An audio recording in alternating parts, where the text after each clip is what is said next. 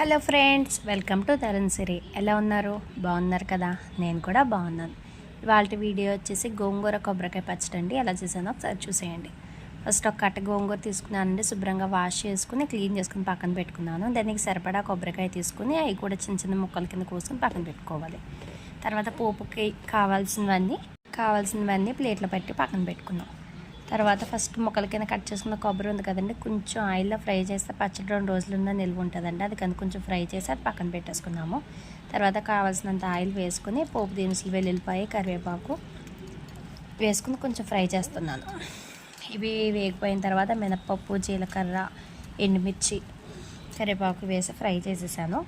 అది కూడా మొత్తం ఫ్రై అయిపోయాక పక్కన పెట్టేసుకోండి.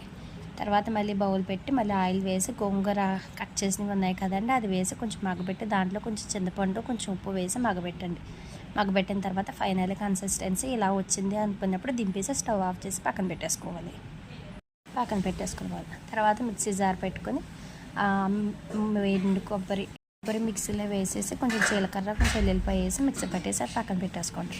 తర్వాత ఎండుమిర్చి ఇవన్నీ వేగిపోయింది ఉంటుంది కదా, అది వేసుకుని కారం మనం అడ్జస్ట్ చేసుకుని గోంగూర కొబ్బరి తురుము వేసి ఒకసారి చేతితో కలిపేసుకోండి. అంతే, గోంగూర కొబ్బరికాయ పచ్చడి రెడీ.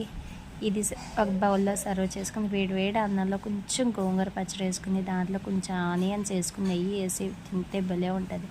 నచ్చిందా ఫ్రెండ్స్? లైక్ చేయండి.